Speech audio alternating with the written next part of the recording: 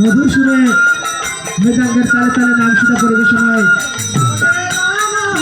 পথের কাঙ্গাল কৃষ্ণ ভক্ত সম্প্রদায় চলিতেছে।